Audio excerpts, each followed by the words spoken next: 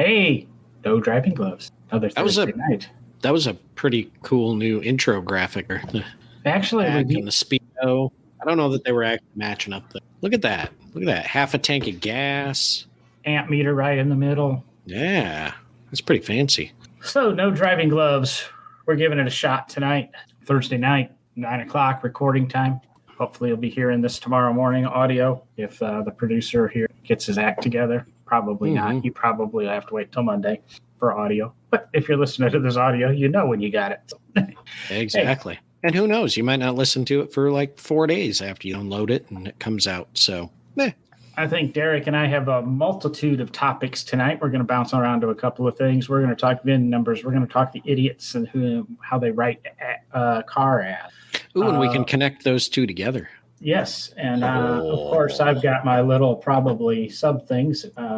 That's not this Florida family. Have you heard this Florida family? It's whining and crying because they have a Fusion, I think it is, hybrid or a electric Fusion or something, some electric Ford, and they're bitching that the battery costs like $18,000 and it's not available. And or maybe $14,000 and the battery's not available. Whine. Number one, you can buy used. I've got a friend who has a Prius and he's bought 3 different rebuilt batteries for it over the time. He's a lot less than the retail from Toyota. I think he's paying $2,000 or $3,000 for a battery pack. So there's that. Okay. So, but I'm going to throw in there because I don't know the answer to this. My question to that would be, is there something in the warranty of the Fusion that says it has to be replaced with a new battery and by your dealership? No, it's not a warranty. If it's warranty, actually electric cars are guaranteed. The batteries by federal law are warranted for 8 years.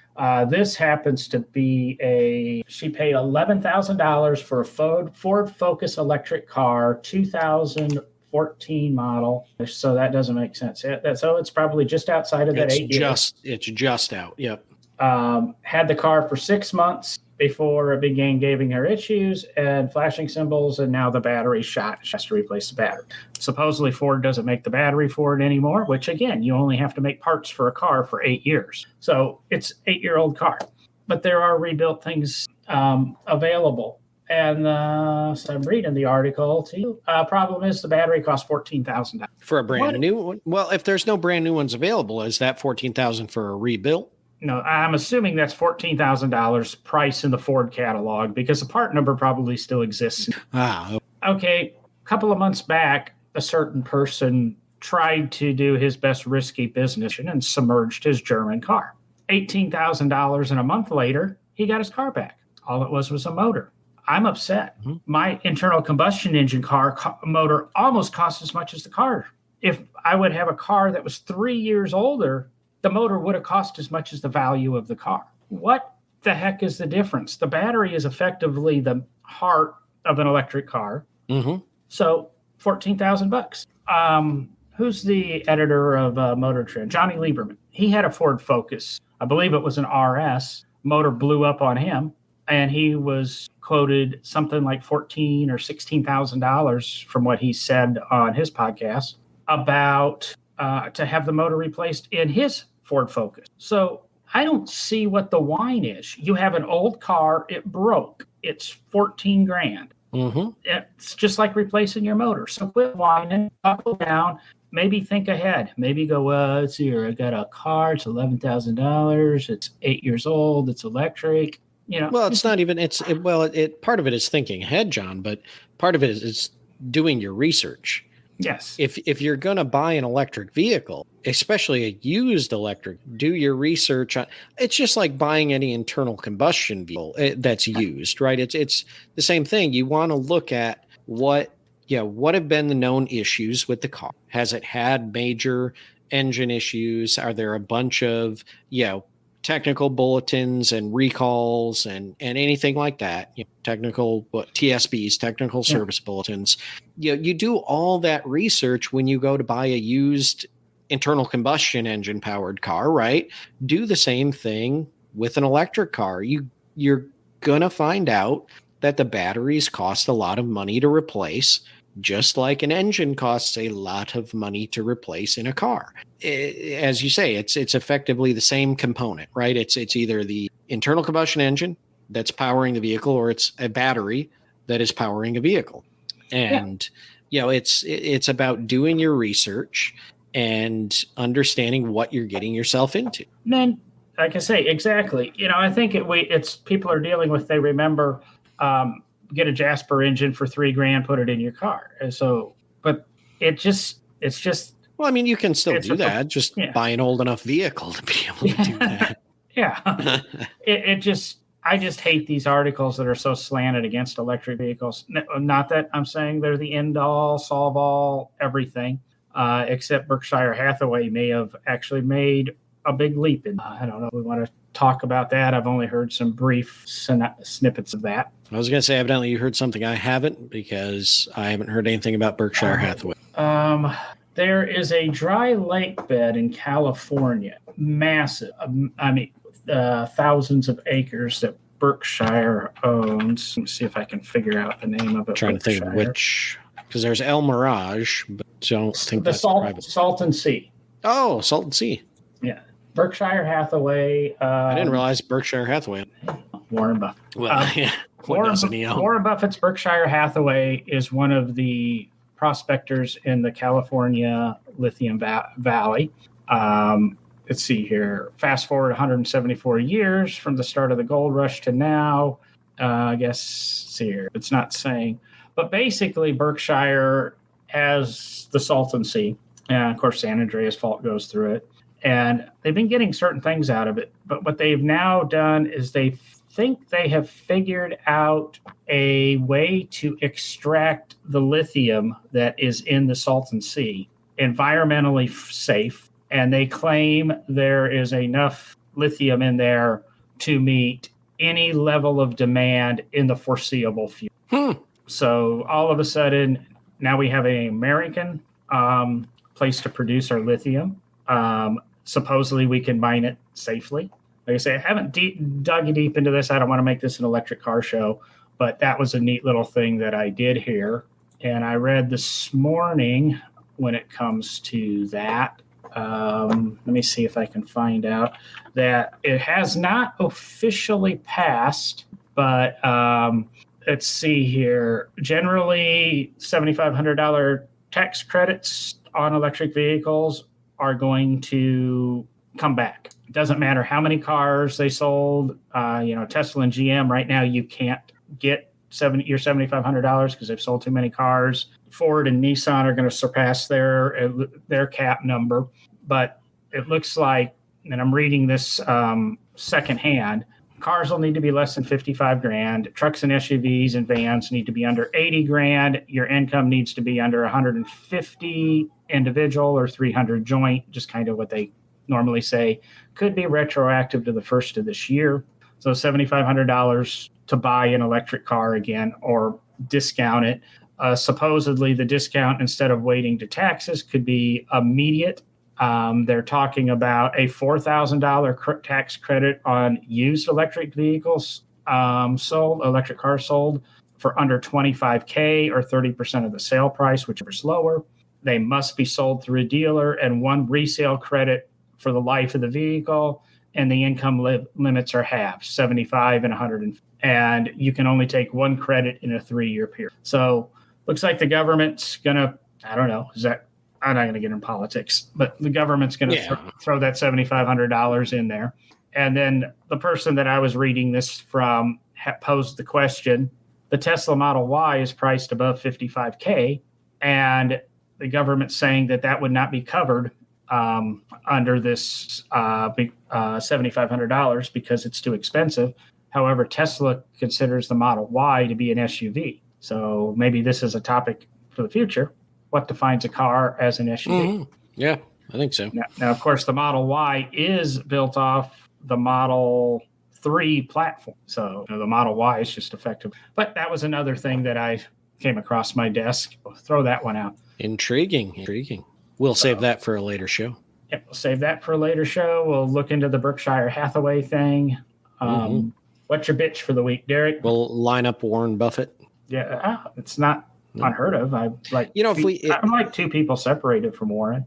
I mean, if we can't get Warren, maybe we can get Jimmy. I mean, he can just he likes the sea, so he could probably talk about the Salton Sea, right? I'm not a big Jimmy fan, but well, that's unfortunate. So what is my gripe of the week? What's really grinding my gears? What do I want to complain about? That what you're asking me? Yeah, and believe it or not, what I just talked about with the electric car battery replacement is not mine. Well, there you go. So mine is the major issue that I think we seem to be having in this country of people crossing the yellow line. Ooh, well, you can swing back to the Randy Post episode discussing that. I wasn't on that episode, so I do apologize if we've already discussed it. But It's just getting really annoying when you're on a straightaway, clear road and the person coming at you, oh, come on, Toby, you took my, that was going to be my big, epic moment of the show tonight. Anyway, Toby's in our comments, but seeing the audio listeners can't see that. Yes, it just makes me want to yell over the line, Smokey, because it just drives me nuts. Like, if you can see someone coming at you, and granted, I get that people are probably on their phone or doing something they shouldn't be doing, hence the reason they're all over the road coming across the yellow line. But it's just ridiculous how many times. I mean, it is at least once on my commute both ways, morning and night, that I deal with this. And it's just ridiculous.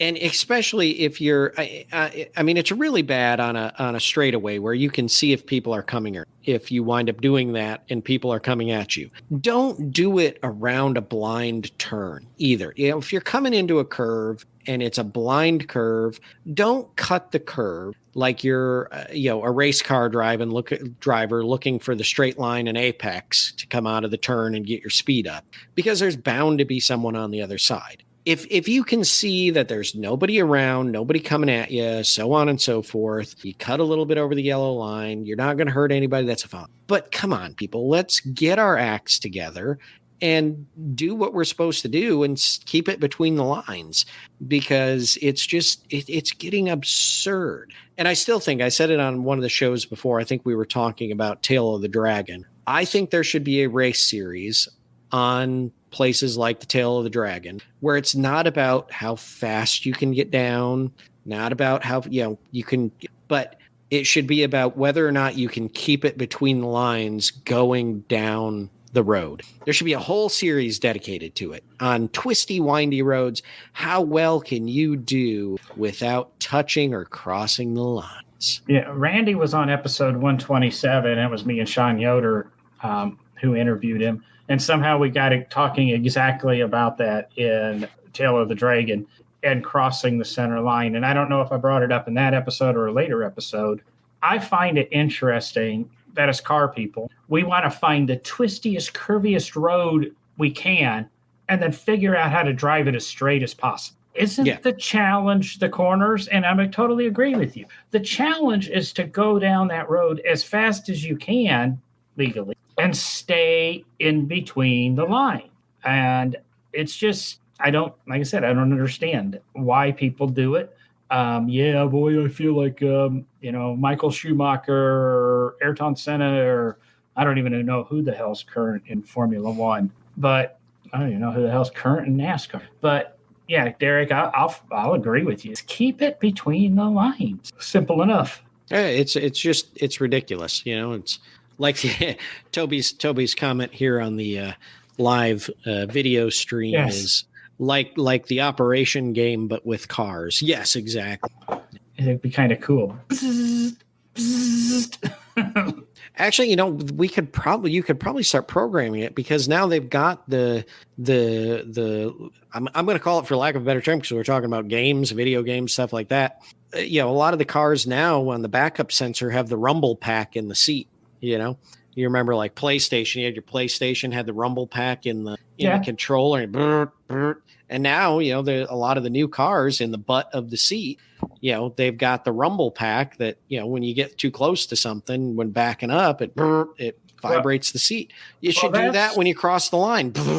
That's what I want to say. Part of some cars lane keeping or lane guidance system rumbles the seat. Yeah, you're right. We should step it up. Do they rumble the seat on lane guidance? Some cars do. I guess I haven't been in any of the cars that do. But all you've got to do is say if the car is exceeding the speed limit, we just need it to a little wire in the steering wheel that shocks you when you go out of the lane. Be just like the operation game. Exactly. Just a nice little heavy insurance abilities there. I was going to say, what happens when you get the shock, though? Oh, God. And what I got, and we've been talking about it briefly on the show for months, and I guess next week we're probably going to have to break down the full show on it. Car subscriptions. Nah, let's just keep dragging it out.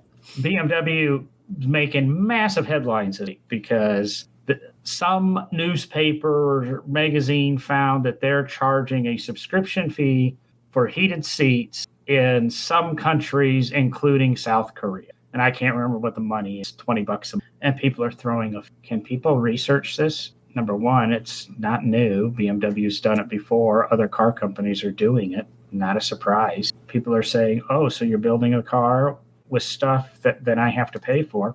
If you look at some of these, and I have not looked at the South Korean BMW purchase agreement, but from what I've read from BMW, if you are the original purchaser of the car and you want heated seats and say they decided to charge you $895 for that option, you pay $895 and you've got heated seats for the whole time you own the car. But say you buy the car and you live in Miami, you don't want heated seats, so you're not going to pay the $895. Year later, you get transferred to Montana. And unlike me, you probably keep your car more than a year. You go, hey, heated seats would be nice. Now BMW will give you the option. You can have it as a subscription for $20 a month, or give me $895 and you don't have to pay me again. And then when it goes to the next owner as a used car, they probably will give the same deal to them. $695 for life or $18 a month or whatever. It's a used car. I'm not going to. So get in, read it. I mean, subscriptions are coming. There's nothing we're going to do about it. Stellantis has said it's going to be a $25 billion part of their business by the end of this decade. So it's coming. Can't change it. Start reading up on it. Start reading the fine print. And let's quit bitching about, again, $14,000 batteries, $25 a month until you read the whole thing. Just pisses me off. Wait. You mean people should actually do research and know the whole story before they start complaining? Is that what you're trying to get at, John? Because I mean, that's just ludicrous. I mean, that is not the American way. I'm 100% saying that, but it would be a simple solution. All you've got to do is listen to No Driving Gloves, and we're going to take care of you. You could ask the question in the comments because we seem to be pretty well versed on car things. Go to nodrivinggloves.com, send us an email or a text, or let us know what your question is. We'll put a show together for you and answer the question. Should I buy an 8-year-old electric car? We can point out the highs and the lows of doing that and maybe some alternative things to think about. But I like to think of us as the Paul Harvey of the automotive podcast world. I always like. Yeah, I did too. The rest of the story. Well, that's what I was going to say. Mm-hmm. Now that we're 22 minutes into the episode and we've touched on a multitude of pop-up subjects, Derek, what's the rest of the story on? Yeah. Let me just go ahead and let me just highlight the intro. Let me just go ahead and pull that article up that we did some research on in the last week of preparing the show. Sorry, I think it started raining here. I heard some noise outside. So, the article that kind of got me down the path of this and a little irritated is from ClassicCars.com. And it's from the journal part of ClassicCars.com. So journal.classiccars.com. And it is the news about the fact that the new VIN statute took effect on July 22nd, 2022 in, I'm blanking. Was it Arizona? Yeah, Arizona. Partially thanks to the Barett-Jackson auctions. And this is the new statute in the state of Arizona that no longer makes it illegal to remove a VIN number from a vehicle while you're restoring it and restore the car and then put the VIN number back on the car. Now, as John, as you pointed out, there's some gray areas there. There's some, there's some ways to legally go about this. There are states where it is absolutely illegal, so on and so forth. And Barett-Jackson and others are hoping that by pushing this through, they can kind of get it across the board. Of course, if I recall correctly, I don't think there are any federal laws.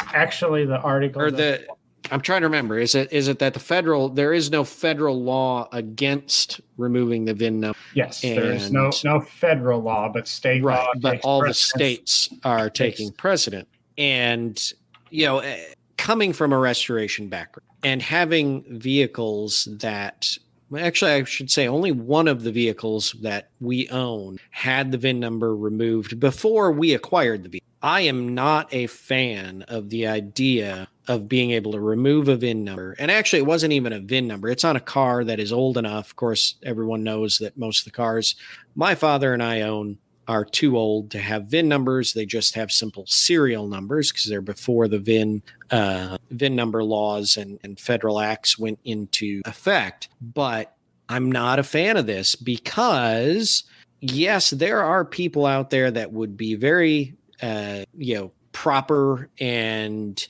honest and do the right thing in their restoration by removing a VIN simply to be able to take care of corrosion issues, something like that, whatever the issue may be they're having that they need to remove this thing and put it back on. But there are way too many people, and I think it outweighs the number of good people that are going to use this to have the ability to fake a car and change the VIN number and make it something that it never was. And of course, all in the name of. So I'm not a huge fan of this idea.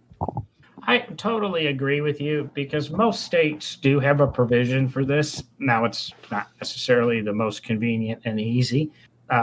Kansas, which does get a compared or mentioned in this because of an related thing, has a provision that you can remove the VIN number. However, you have to contact the state police. The state police have to come over. They remove the VIN number. They take the VIN tag with them, leave you a receipt. When you're ready to reinstall the VIN number, the state police bring the VIN number back and reinstall it on the car. So they have a provision. Now, part of what brought this to light was the gentleman who bought a Corvette in 2016 or 17 in Indiana, who lived in Kansas, brought it to Kansas. And I lived in Kansas for a while. When you bring a car in from out of state in Kansas, and you have to do it here in Alabama, but it was kind of funny with one of mine. You have to go and bring the car in. They've got to look at it, etc. And somebody noticed the VIN number did not have the proper rivets, so they impounded the car, and it's supposed to be destroyed. Well, Kansas is in the process of modifying their law, and for some reason, this Corvette still exists. Guy's owned it for 5 or 6 years, but he can't touch it because it's still an impound. So there's some logic behind the Barett-Jackson law. It's also going to be interesting to find out. It's legal to do it in Arizona. Let's take Kansas, for instance. It's not legal to do it in Kansas. So I remove my VIN number in Arizona, or I do it in California, and then I ship the car to Barett-Jackson. Barett-Jackson sells it to me, and I live in Kansas. I take it to Kansas. Kansas looks at it and goes, "This VIN number has been removed. We're gonna crush your whatever 69 Chevelle SS that you just paid $180,000 for because the VIN number has been removed because our law doesn't permit it." So Barett-Jackson has made this legal for cars they sell at the Arizona auction, but they have not necessarily made it legal for you to own that car in another state. Mm-hmm. Toby said something here. I didn't read his whole comment. It's a slippery slope. It is. But I was thinking that today I'm a very black and white person, and that's the law. Know your laws. If you're collecting cars, know your laws. I don't know them for all 50 states. It would be nice, could always research it. I know in Alabama, when I move here, I bring a car in from out of state, they're going to check it. They're going to look at the VIN number. Unless your car is on it or in an enclosed trailer that it barely fits in, like a Caterham or Lotus 7 in a 6x12 enclosed trailer, and the inspector happens to be too large to get into the trailer and asks you to go in and read her the VIN number. Or him.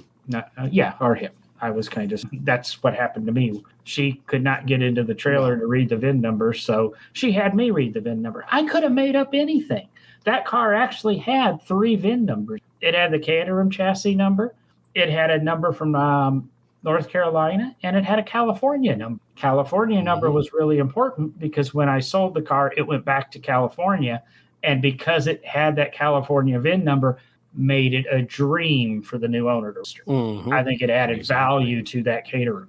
And there's the problem is that, of course, for a long time, VIN numbers, serial numbers, whatever it was, were just kind of put wherever, on the car that the company decided to place them. And, early Corvettes, C1 Corvettes, have the VIN, or some C1s, not all C1s.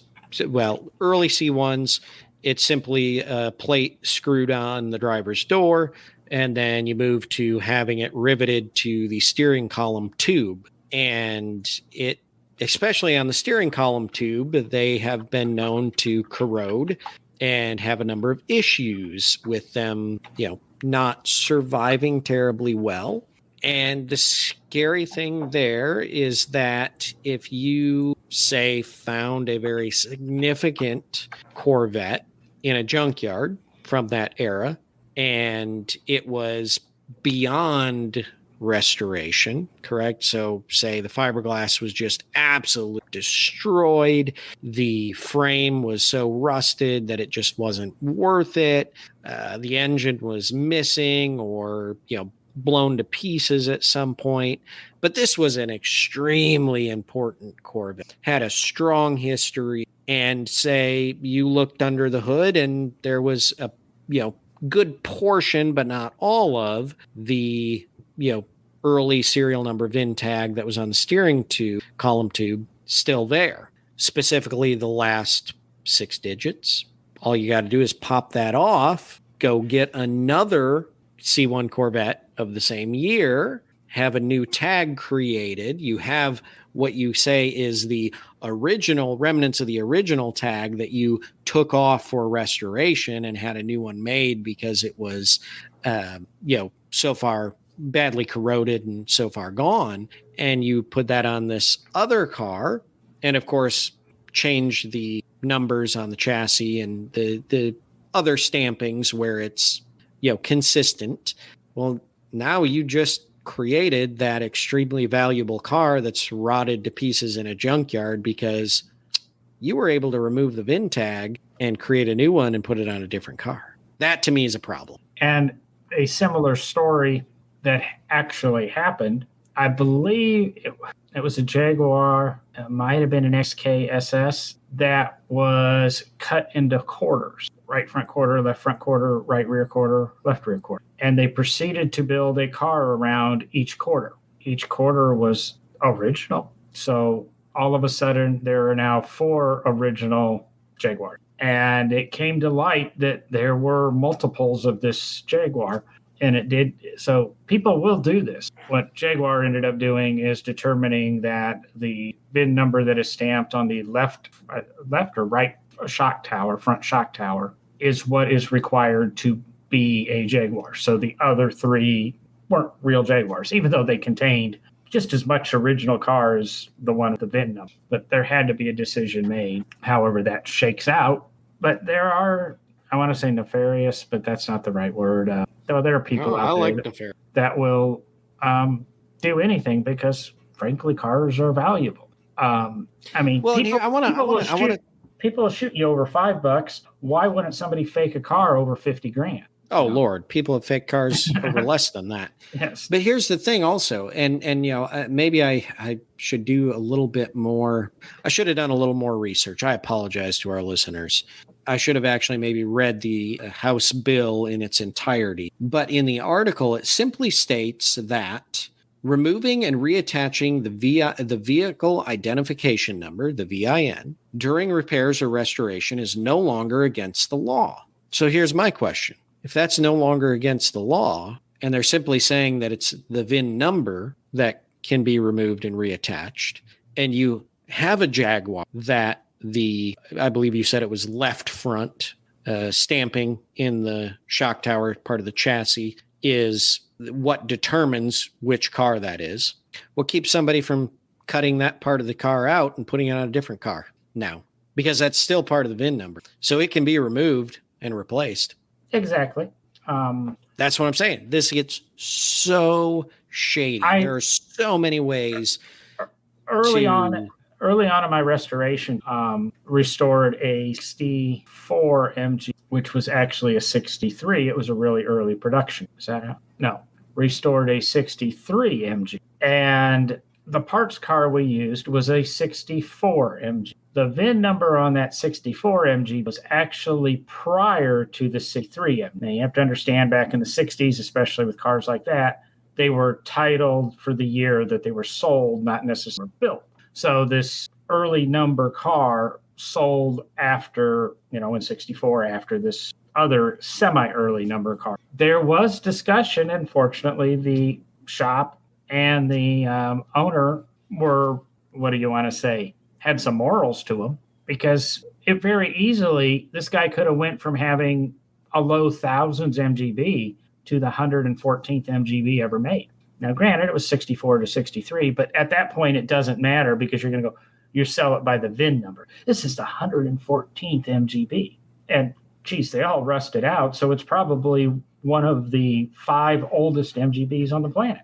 I have pictures of that 64 MGB cut up into pieces in the back of my old Dodge Ram pickup. It did go to the junkyard and went away.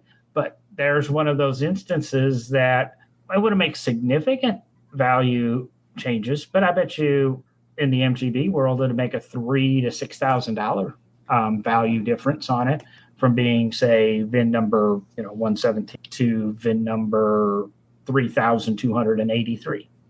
So it goes to an interesting podcast I listened to with Seinfeld, and paying attention to numbers and how he's the number guy. Yeah. So here's my question: when the 64 went to the junkyard, wherever you took it, did the shop you were working for, or you yourself, destroy the VIN?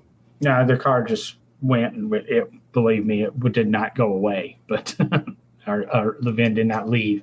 The car was put into the pile to go to the crusher or shredder almost immediately. Okay, just curious. Oh, did you want me to go out to the warehouse and get you the VIN plate? No. I just, because many a moon ago, when we had a parts car for the 74 Pontiac GTO, we had another 74 GTO, but it was a trunk back instead of a hatchback, but we were using all parts out of the front end and interior. But it was gone. I mean, it was in bad shape. We were just saving a few of the parts that we really needed. We got the car for free, basically. And, but my dad, being who he is, and the way we believe in doing things, we made sure we knew the car was scrap. I mean, we were using the parts off of it. We cut it up quite far. But in the process of cutting it up, we ensured that all of the cuts damaged all of the chassis stampings. Anywhere there was a number, including the VIN, we were sure to destroy. That way no one could strip it off the car and use it on a different. That way it was, we knew that it was gone and someone else wasn't going to fake a car with the VIN number. So. Now, Toby pops up here with 60s Mustangs. The short story is the serial number is on the inner fender, and then there's actually another tag on the door.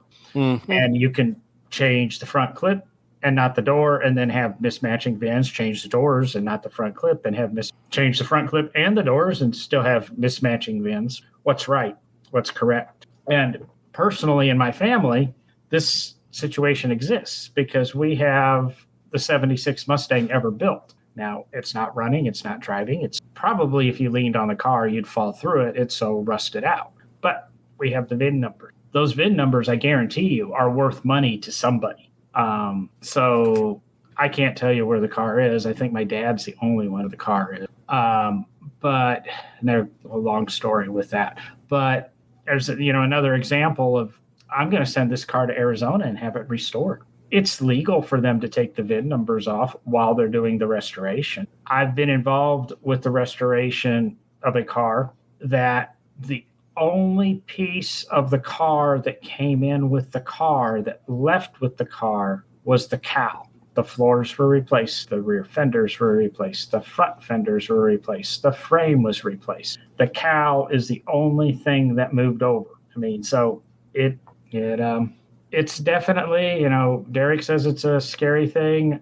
Toby's saying how slippery it is. And it really goes down to, the states. And then you get into the states. But before we go there, I want to jump in because, we're talking a lot about just a VIN number moving, from one parts car to a different car, being restored, so on and so forth. I think the bigger problem that we have to understand is that not only that, but it opens the door to nice one.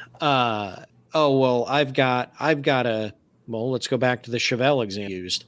I've got a 68 base model Chevelle or a 68. Well, I saw an article just the other day about a 68 heavy Chevy Chevelle that's on eBay, right? Completely rusted out Hulk, no engine. I mean, this thing is junk, right? But guess what? It's got VIN numbers. It's got other things that are important. So somebody's got a 68 Chevelle Malibu, base Malibu, whatever, 6-cylinder car, run on eBay, grab this heavy Chevy, which is the in-between, right? Between the base model, and they brought it out to basically give people options, base model, and there was the SS. But of course, to appease people, they had this heavy Chevy version. I don't know if you remember that, John. The person with the base model car goes out, grabs this heavy Chevy, gets the VINs off, takes those VINs, swaps them out for their VIN on their Chevelle. Now they have the heavy Chevy, and they can put whatever Chevy engine was appropriate at the time into that heavy Chevy, which you had your option of engines at that point, other than whatever was being used at that time in the SS. That was reserved for the SS. 68 would have been, was it 396 or the 454 that was reserved for SS that year? I think it was I don't remember right now. I think 396 is. I don't think the 454 is until the 7 that could okay. be. Yeah. But anyway, they could go out and put, if their car had a, base 6-cylinder in it, or the little V8. I don't remember every engine that came in the Chevelle at 60, but they could move it up to a 350 block or whatever they want, a little higher performance. Well, guess what? My VIN says it's a heavy Chevy. It could have that engine in it, but yet the real car was a base model. That's where I'm also scared, because now we're getting fake cars because you're taking a VIN. I mean, it's just, I don't like it. That's just my take. And maybe I'm too much of a purist or too much of a honest guy, but I don't know. I think you have valid points. Unfortunately, we're dealing with lots of commas in a lot of these cars. I tell you what, I'm gonna have a really cheap 71 Hemi Cuda convertible when I can find the right VIN number. I'll tell you that right now. Of course, now that I said that, if I hit the Mega Millions, this week, and I can actually afford a 71 Hemi Cuda convertible, everybody's going to question it. Yeah. Well, you see, I've got this Corvette alternator laying around here. I'm just trying to find the VIN numbers to go with it so I can make a numbers matching Corvette. So, ZR1, right? It's a C3 ZR1, or is it ZR2? It's a C3 ZR1 big tank convertible alternate. You didn't even know the car existed. That's a special one right there. I'm going to take 3 different VIN tags and combine them. You've heard of one of one. This is one of none. So now we're talking about selling our cars. So you've went ahead and you've got your VIN number, and we can put it here. You got your fake VIN number, and you put it on your E30 M BMW, and then you go to sell it, and you put I have a BMW E30, and it's got PW, PS, PL, yep, PL, AM, FM, PD, AM, ABS, CD. Yep. Some of the acronyms for the options people understand. Very few anymore. Very few. If you now saying an E30 BMW, people buying E30 BMWs, there's a lot. But I don't. What's an E32? I can't tell you this. I don't know if that. An E30 is roughly the late 80s BMW. An E32, I don't know if it's the next generation. I don't know if it's a 2000. Tell me what the freaking model year of the car is. You have a 5 Series BMW. Tell me it's a 535i or 550. Don't tell me it's a BMW E46, with a 5.5 liter, V8. I don't know if I'm buying, and I don't know if I'm buying a 550. I don't know if I'm buying a 535. I don't know if I'm buying a 95, a 2003, a 1982. Why do car people do this? Yeah, it's really cool to talk among your buddies that you've got an NA Miata or a FD RX-7, but it's always, I have a Mazda NA, or I have a NC, or an FD Mazda. What did I just talk about? Unless you are a RX-7 collector, you don't know what an FD is. Hell, I don't even know what the other designations of a RX-7 are. I assume they're probably an FC and an FB, maybe. I don't know. I see these ads all the time. I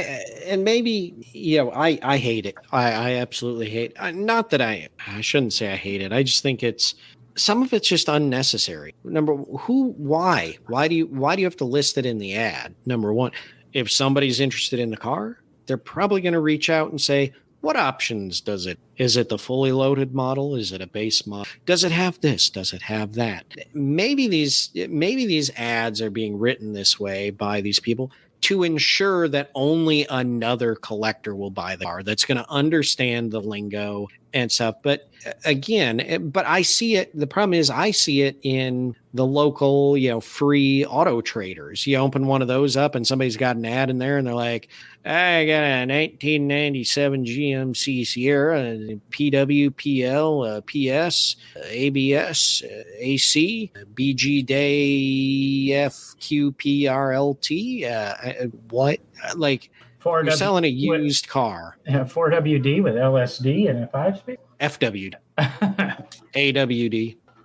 Part-time AWD. Yeah, most people don't know. There is no such thing as part-time AWD. There's part-time yeah, exactly. FWD. So the acronyms, it drives me nuts on the mini boards. Got an R52 Mini, got an R56 Mini, got an R60 Mini, got an F60 Mini. I drive an F56 Mini. What? And it took me a year to figure out I drive an F56 Mini. Did you ever find a FU Mini? Not yet. But you get on there and you say, well, I've got this, or this is for sale, or I've got these pieces from, and half the people on there are going to have to go look it up. Tell me you've got an exhaust system for an 04 to an 08, Mini Cooper S. That works for. Or tell me you've got it for, a first generation Countryman. That even helps narrow it down. And we're not dealing with, like I said, R60s and F60, Q7s. And that absolutely frustrates me. I'm talking to car people here primarily. We are a car podcast. Will somebody tell me why you do it? Is Derek right? You just don't want your FD Mazda to go to a non-fan? Which, when I'm selling it, I don't give a damn who buys it. It's all money in the end. I was going to say, if you're selling the car, you should. Well, okay, maybe I shouldn't say that. Okay, if I'm selling a Ferrari 62 250 Ferrari GTO, I might care who the next owner is. Might care where the money comes from. But as long as it's clean money that's not going to get taken away from you, do you really care? Exactly. But I say that, but then I'm also the person that deep down at heart, if I was to sell one of my cars, I'd probably, with some of the cars, not all the cars, but, a few of the cars, I'd probably want to make sure I'm putting it into a set of hands that's going to love it and care for it and all that. But again, if as you're saying, John, there's probably a big difference between selling a Ferrari, 250 GTO, and your 97 GMC Sierra, and how you're going to list that, and how much you're really going to care who that 97 GMC Sierra goes to, and whether or not they understand what PWPL, PS, ABS, AC, EFI, everything else really means. Well, I always wanted one of those. What is it? About an 04, 05 GMC with the RWS on. But they were always impossible to find because no dealer would ever list them with RWS. So, of course, I always was interested in the Prelude with 4WS. And that's a subscription. I think Mercedes is doing it on some of their cars that you can a monthly fee and you can have RWS on the cars, or it will be active. It's interesting. So that'll be an interesting one to talk about on the subscription show. Yeah, I'll have to look that one up. I just heard about that one a day or two ago. So they're coming to get you. And let me just remind everyone that this is a great reason and an important reason that you all listen to NDG so often. Yes, long pause.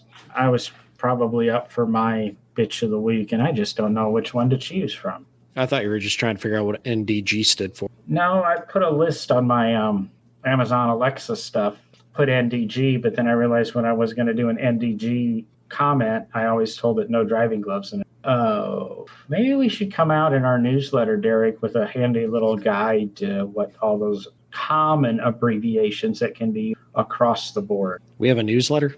We should. Oh, okay. So really the conversation is we should start a newsletter. Well, the first issue should...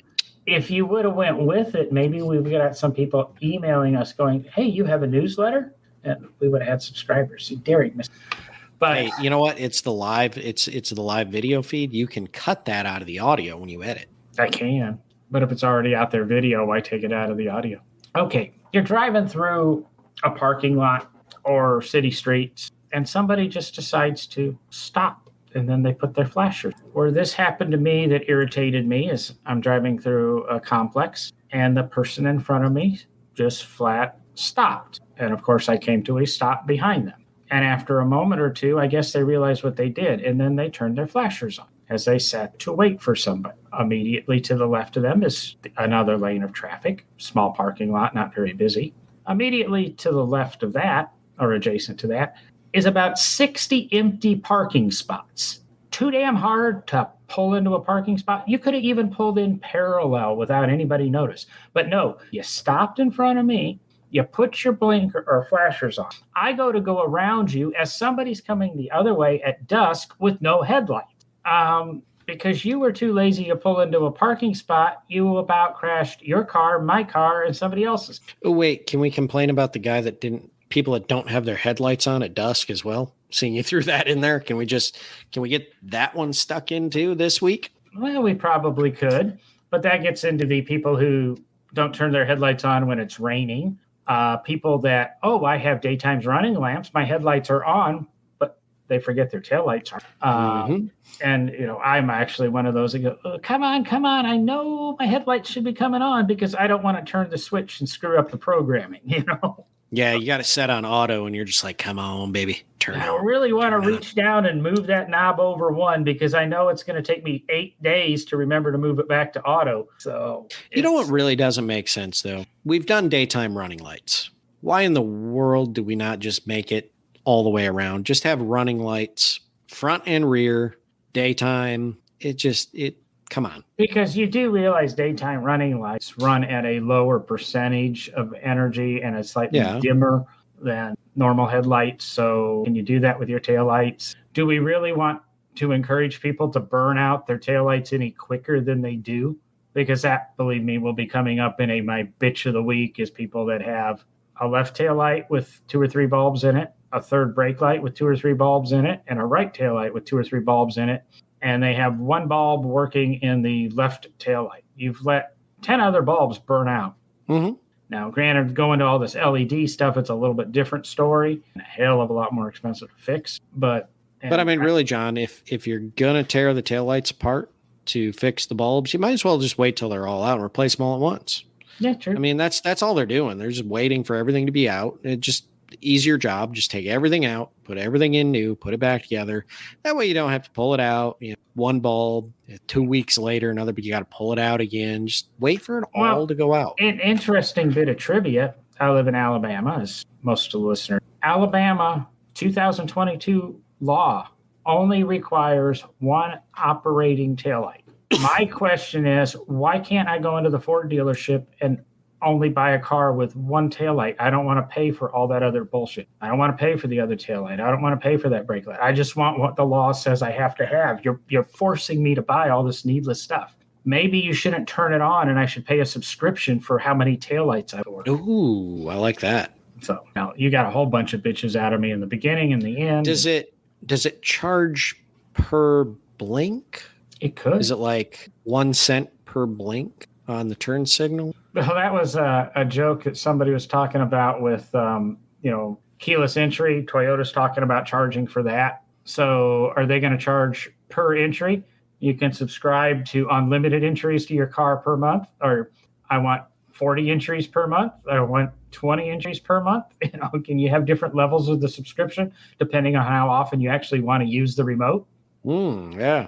Oh, I can see that. Hey, sweetheart, could you open up the car?